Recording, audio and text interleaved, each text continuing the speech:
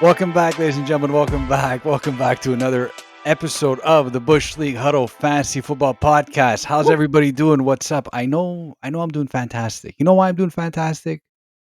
I think the Giants beat the reigning Super Bowl champions this week on a Thursday night. Sorry. Let me just go back and say we didn't beat them. I think we actually destroyed them. We put up 34. They put up 17. We ran down their throat. It wasn't even. It was abusive to some people. I'm sure it was just ridiculous. I You can't. sound like Stephen A. Smith.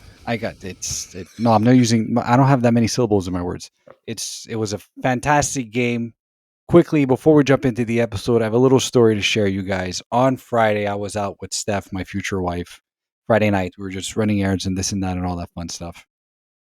And I was wearing a Giants hoodie. Not because the Giants won, just because that was the only thing that I could find at the moment, and we had to rush out and run some errands.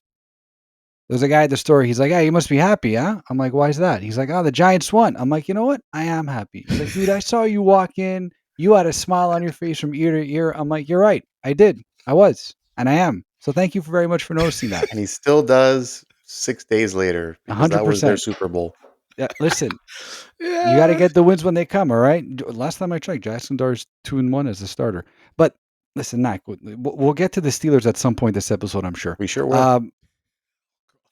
But before we get it, ladies and gentlemen, thank you so much. I'm sorry. Where have I been? My goodness. Bush League Fantasy Football Podcast. We're here. Let's go. Week 7 already. And oh man, we got a great episode for you guys.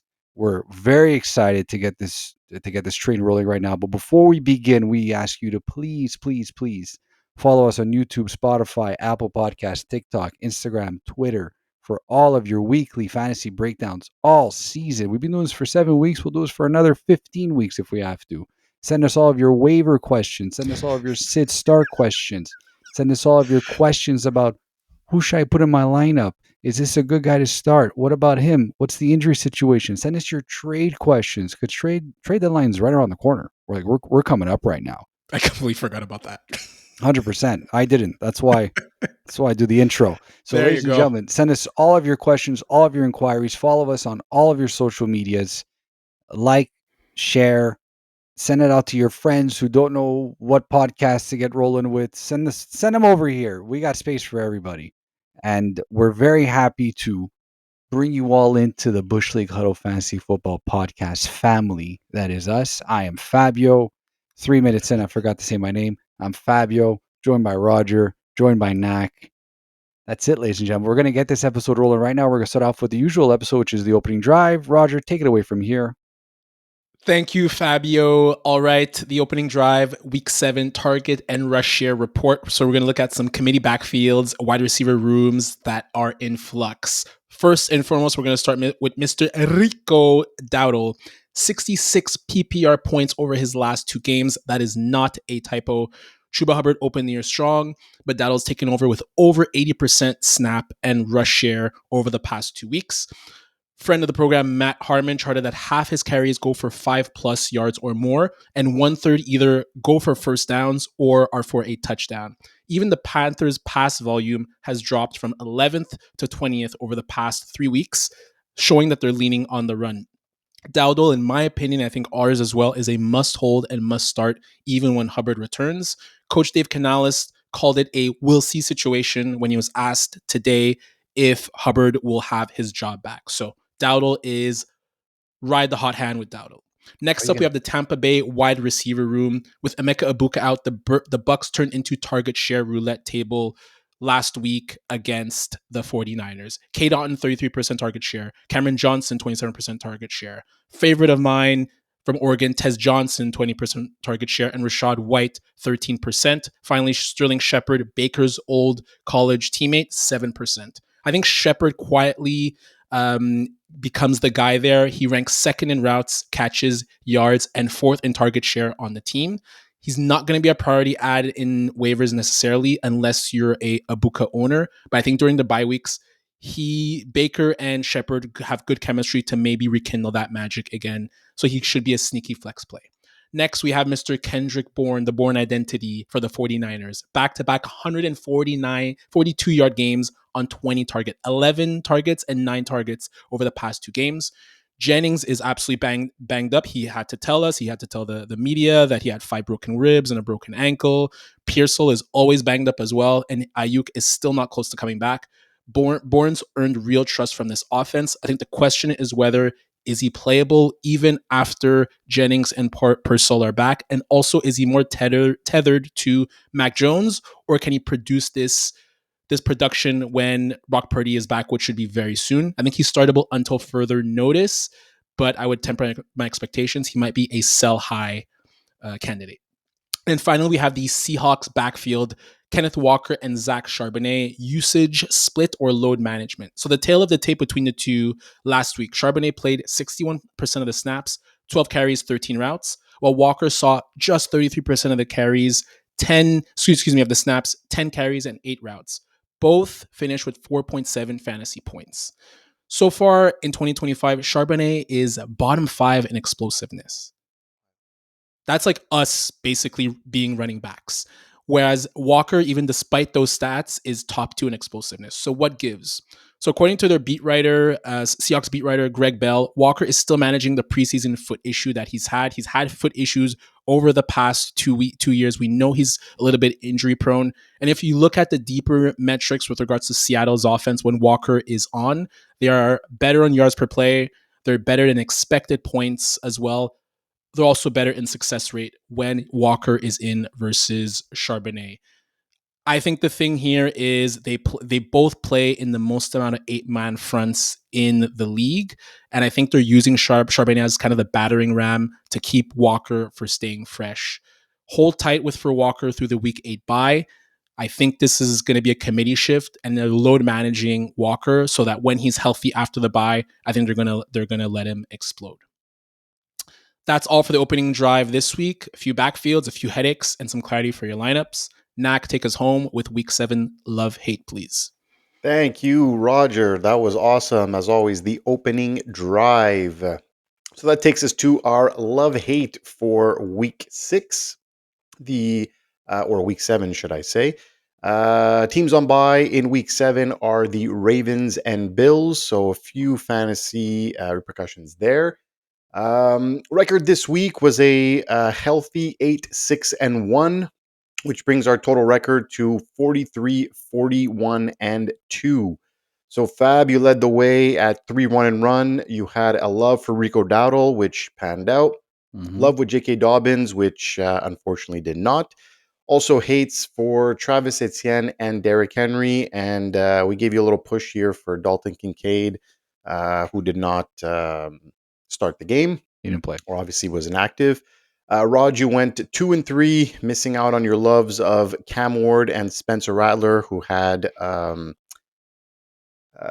interesting days to say the least. You did hit on your Evan Ingram love at the tight end position. We'll give you a push/loss here for Kyler Murray, Jacoby Brissett on the hate. He actually did pretty well in Kyler Murray's place, but you also did hit on Dylan Gabriel hate. I missed out, actually. I was 3-2, missed out on Stephon Diggs. That was a really surprising one for me on the weekend. I think he didn't even get to 5 fantasy points after putting on back-to-back solid performances. Finally, Brian Thomas came to life this week, so hit on that love. Also hit on the hates for Calvin Ridley and DJ Moore, and missed out on the Juwan Johnson love. That one was also a one that I kind of weird, but did not get targeted a lot in that game. Taysom Hill back.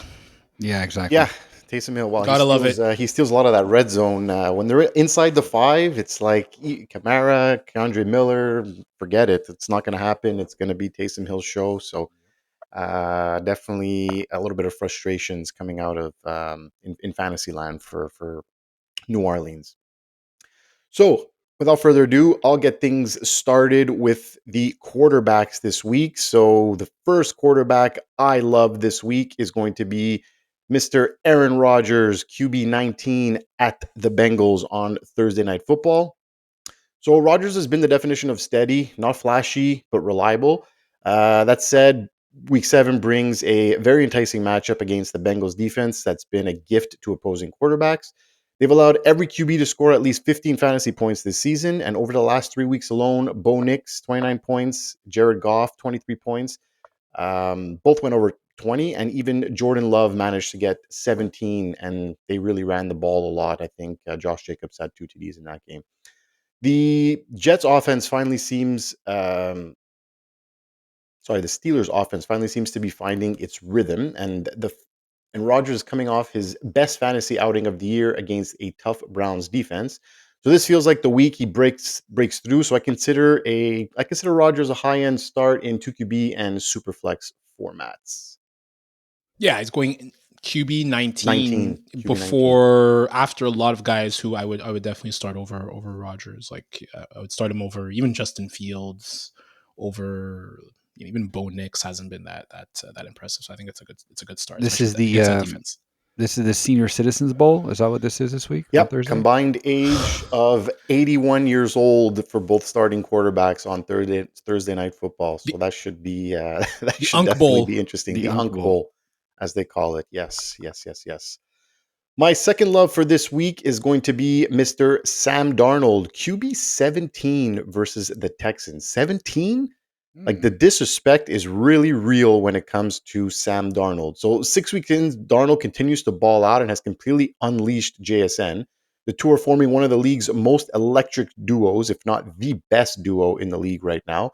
And sure, Houston's defense looks good on paper, allowing the fewest fantasy points to QB so far. But if we look a little closer, the last 3 quarterbacks they faced were Cooper Rush, Cam Ward, and Trevor Lawrence. So not exactly murderer's row there. Expect some course correction here. Darnold is in command of this offense, and until he gives you a reason not to, keep starting him with absolute confidence. I think we all agree on this one. Yep.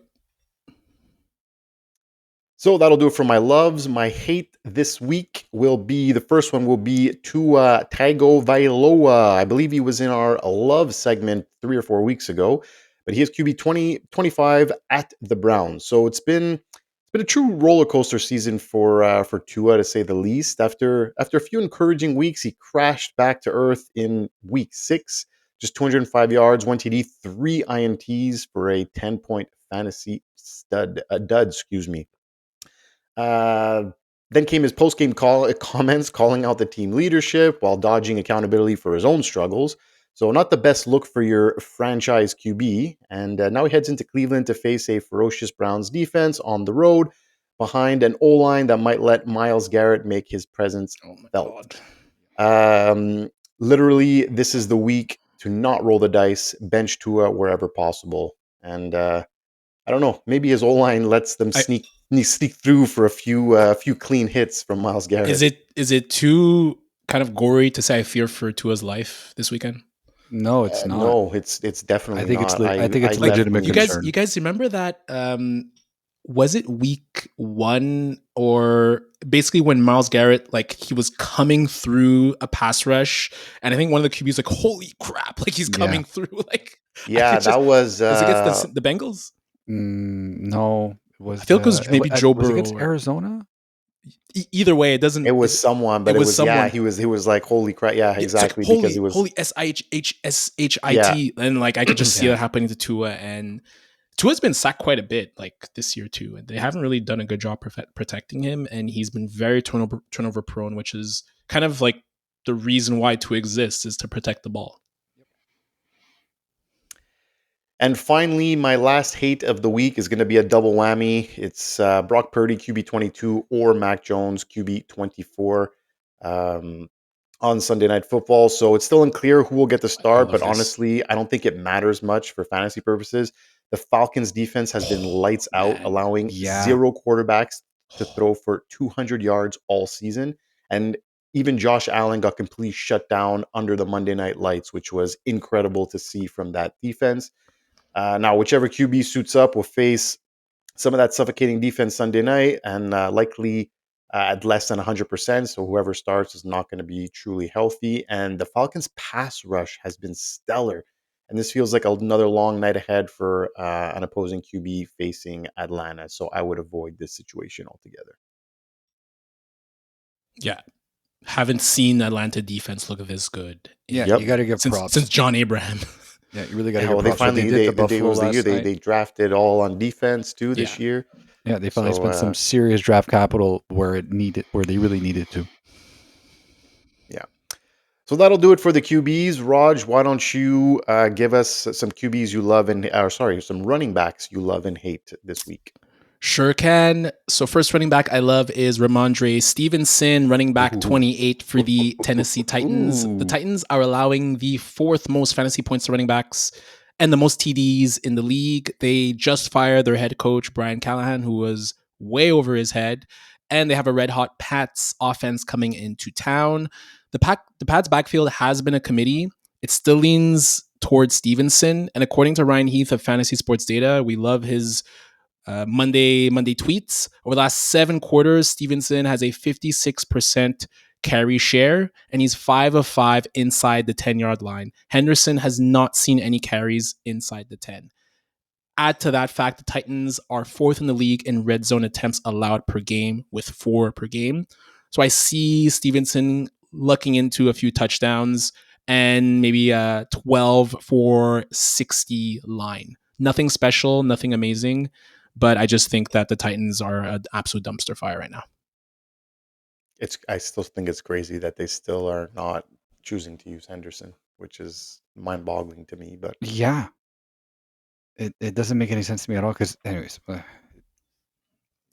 It doesn't make any sense to me either, but I feel we've seen this from Vrabel in the past. well, you think it's even the OC that's making the calls on this? It's not even Vrabel? For sure, but I recall with Vrabel and maybe it was Tajay Spears or Vrabel, like even when Derrick Henry was coming up, I feel like this was like he'd always lean more towards the veteran back.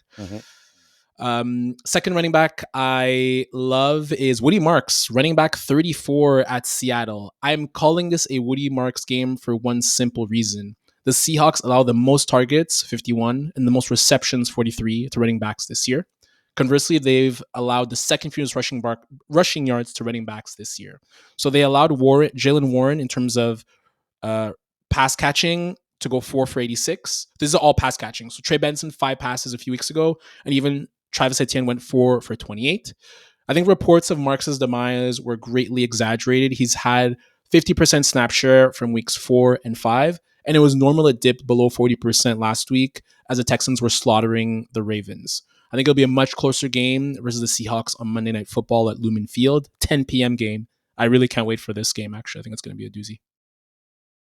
I don't know if I'll be up for the whole game, that's for sure. I don't understand how they have a 10 p.m. game on a Monday, and it's Seattle versus. Because Seattle's at 7 p.m. Yeah, Seattle's in the West Coast. West Coast. It's just. I prefer these types of Monday night games than the 7:15, 8:15. Yeah, because you can at least Yeah, watch both. for sure. I hate- Because you can watch both. I agree. It's just 10 o'clock Eastern time start. It's like watching a hockey game out on the West Coast, which It's we've like all watching done NBA before. out of the West Yeah. Coast. quick honor mention. I won't go deep into it. I think Kamani Vidal is a must start. Love his matchup this week. Do you love the cut of his jib for the rest of the season?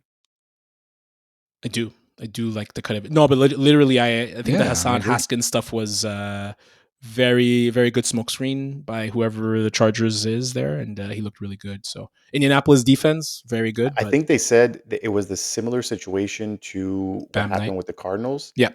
Like DeMarcado, because they were both not on the roster, but DeMarcado and Haskins are more of the pass catching, change of pace back, and they obviously didn't need two just running backs, right? So that's why Vidal kind of went in, and that's why Michael Carter took it. But not Yeah. Yeah, Bam Knight. Arizona did that twice in 2 weeks. 'Cause, Also, last week too was Bam Knight and not Michael Carter like everyone expected it to be.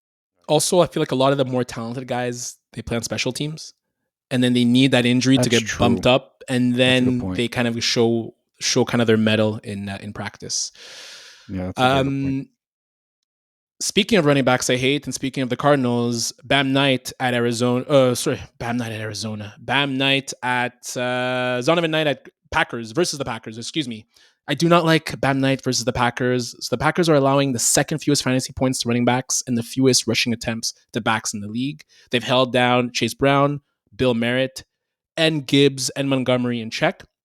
They did struggle a little bit versus Quinshon Judkins and Javonte Williams, but the Cardinals have the worst rushing success rate in the league, which basically means they're not picking up positive yardage consistently. Most of their runs are getting either stuffed or behind the chains.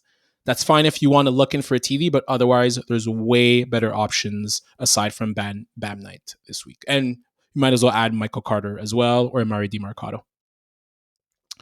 And then more spicier one for you all. I also hate Breece Hall running back 15 versus the Panthers this week. So the Panthers have a very legit run defense. They held the scorching hot Javonte Williams to 2.2 yards per carry on 29 yards. They held Devon Achane to 1.6 yards per carry on 16 yards. They've been spearheaded by the return of interior lineman Derek Brown, who I think is very close to potentially being an all-pro this year. Remember, this was the same defense that was historically bad in 2024, allowing the third most rushing yards allowed in NFL history. Breece Hall has feasted against bad defenses like the Dolphins and Cowboys, but he's looked small against Tampa and Denver. I don't think it's an outright sit, obviously, but expect him to struggle against the Panthers. I like it. Yeah, I like this call, actually. Thank you, Raj, for the running back love and hates for week 7. And without further ado, Mr. Fabio, what do you got on the wide receiver front? Oh, I got some fun stuff, boys. I hope you're ready for this one. So my first love of the week is actually, Roger, you mentioned him already. He's your boy. He's your boy out of Oregon, Tez Johnson. Yes. Ooh. Tez Johnson versus Detroit. So Tampa Bay don't have Mike Evans. They don't have Boutte. They don't have Chris Godwin. Also don't have Bucky Irving might as well. So they're all out this week. So that leaves the Bucs wide receiver corps very barren. But they have future MVP Baker Mayfield throwing them the ball. And if there's one thing we know about Baker and his time at Tampa Bay, he's wide receiver proof because he's been through every single possible wide receiver injury in the short time he's already been in Tampa Bay. And he turns those wide receivers into fantasy gold. So, and add to the fact that they're facing Detroit, who give up the 6th most fantasy points to wide receivers. So 10 passing TDs already on the year. This has the makings of a shootout in Motor City.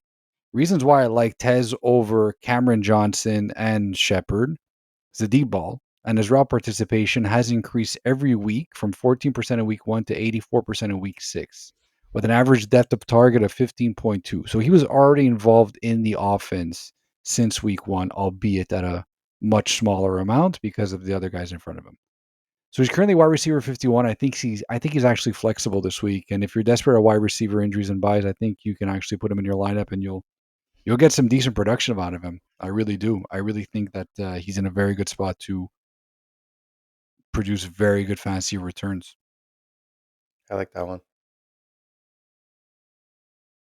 Next one, we have Kayshon Boutte at Tennessee. Booty. Kayshon Boutte. Boutte. I spoke to him. He prefers it this way.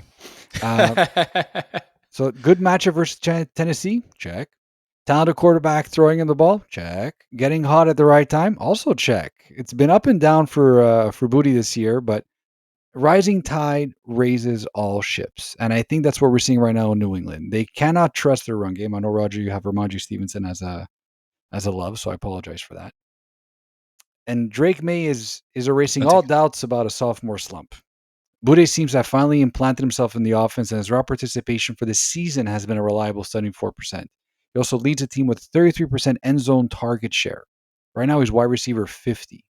Is another very serviceable flex play in a very good matchup. I like this a lot.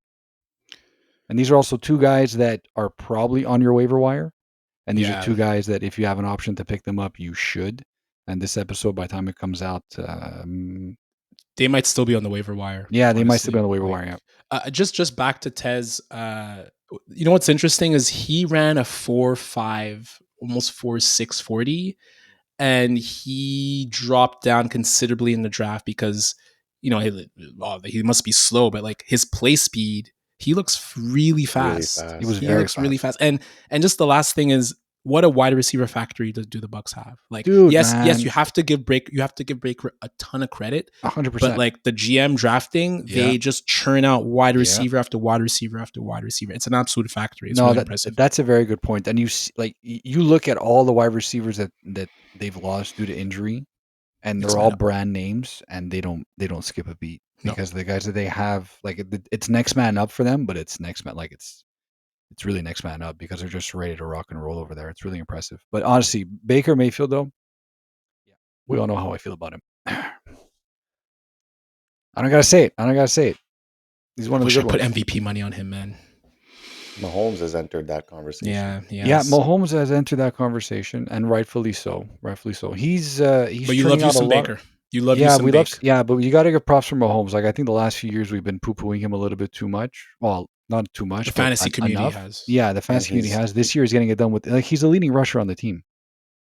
he's also QB1 on the season. I was the big advocate of Mahomes' comeback season. Yeah, no, Were you? I was. I wasn't paying attention to that part. I'm the one who keeps the receipts, right? So we can go It's back a okay. few episodes if you'd like, but I was one of the advocates to say Mac, I'll take your Mahomes. word for it. Anyways, Comeback moving kid. on to the hates for the wide receivers. My first hate for the week is DeVonta Smith Pelly. I'm sorry, DeVonta Smith. DeVonta Smith at Minnesota. So many are coming off a bye, and Philly look like they're in desperate need for one. Hurts doesn't seem to be on the same page with his wide receivers at all. Even last week versus the Giants, he missed Smith on a wide open would-be 60-yard touchdown. Smith has also missed his projection in 4 of the 6 games so far this season. The only 2 where he outperformed them were the ones who was targeted more than 9 times. So he's going to need some volume, and I don't think it'll happen this week versus the top-ranked pass defense in Minnesota. Minnesota have surrendered the least amount of fantasy points to wide receivers. DeVonta Smith is currently ranked as wide receiver 25, but he's more of a flex play for me and maybe even outside the top 40. Just going to roll out some quick numbers. 74, 51, 9, 70, 10, 37. Those are not the winning Powerball combinations. Those are Smith's weekly PPR finishes this season. For a guy that you drafted as your wide receiver 2, wide receiver 3, it's really tough sledding so far. He's such a talented player. I'm He's out on such him. a I'm talented out player, on man. him next year because it's just the ride is. And you know what, Fab? I agree with your call. I guarantee you're gonna lose this one because when people sit Smith, that's when he pops off. That's when he and pops when off. people start him, he's like it's so hard to predict with him. Like against Denver, 8 for 114. Yeah, but that's also because PS2 was all over AJ Brown. But not really. But then we know that PS2 kind of doesn't necessarily follow one guy. Like he shadows like certain part of the field. But again, I agree with you. It's so hard to own. But I also don't think it's necessarily a product of DeVonta Smith. I think it's also a product of the offense in Philly right now was really out of sync. And yes, you've been seeing that lately too. Like totally. It's just been weird. Yeah, and obviously you add to the fact that Minnesota is off their bye. They're a little bit more healthy. And they have a very good defense like they always do. I think it's going to be tough sledding. And it's also, this could be a Wentz revenge game. Who knows? Probably not, though. I've been hearing that JJ McCarthy is practicing. Moving on to my final hate of the episode. It's your boy, Knack. It's Wan'Dale Robinson. Wan'Dale Robinson at Denver. He's seen a big uptick in targets and target share in the last few weeks with Neighbors out for the season. When Neighbors out for the season and Slayton dealing with a quad injury.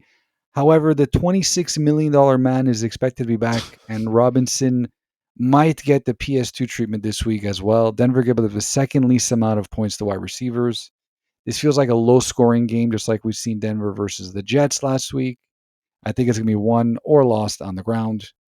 Currently ranked as wide receiver 24, I consider benching him for more attractive options even after his great performance last week versus Philly. Yeah, I think I'm starting Josh Downs over Wan'Dale this week. It's going to be too tough to play. Yeah, I like that call, actually. I think Pittman is injured.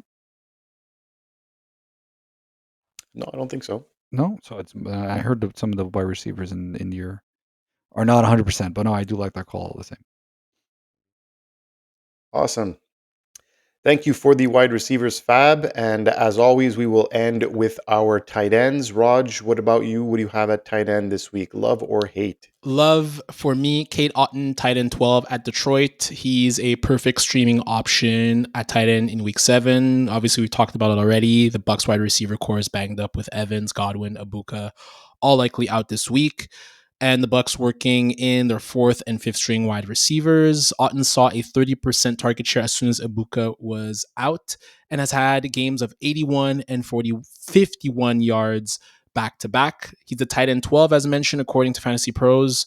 That puts him at borderline tight end 1 against the Lions, who allowed Kelce to go for 6 for 78 last week. I think he's a great start in week 7. We saw what he did last year when Godwin was out and Evans was banged up, and he was Yeah, 10-1 like every other week. He's a benefactor of injuries. He is 100%. not. He is absent when everyone's there, but well, he doesn't need to factor in when everyone is there, but when everyone isn't there, which for the Bucs happens more often than not. When everyone there is even the 6th read on a it's play, crazy how much talent they have, man. Yeah, it's wild. Yeah, it's wild. great. Fab, what about you? Love or hate on the tight end?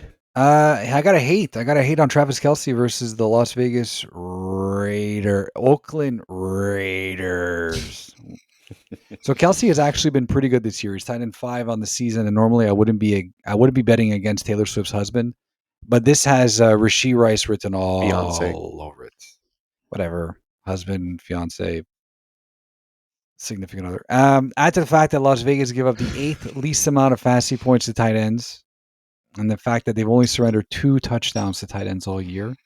None of their opposing tight ends have had more than 66 receiving yards or 6 receptions. I think it's tough sledding for Kelce in this matchup. I think he takes a big backseat to the Rice and Mahomes show. He's ranked as tight end 9, and I have him finishing outside of that this week. I think everyone is really high on Rice. Like zero, like he's got to come in and find some kind of meshing with Mahomes, right? Like I don't know if he comes out guns blazing week 1. I think they're going to try to get him involved often. I think for sure, but I don't know, man. He's gonna have to be in sync a little bit with him, I feel. Also, you're afraid of the Raiders? Yeah, I don't think anyone's afraid of the Raiders. But they've been pretty good against tight ends. Yeah. I'm sorry, is this not tight end love hate? No, I got confused. No, it is. It's just I don't know. The Raiders has just been Am I afraid of the Raiders? No, I'm not. But it's something to take under consideration if you have more attractive options like Cade Otten. Or my love for this week. So if you're looking for nice segue. If you're looking for a sneaky streamer this week, I've got Higbee. Tyler Higbee, tight end 29 right now, ladies and gentlemen. So he's buried deep in that waiver. He's one catch to beat the projection. This isn't fair. But he might be your guy.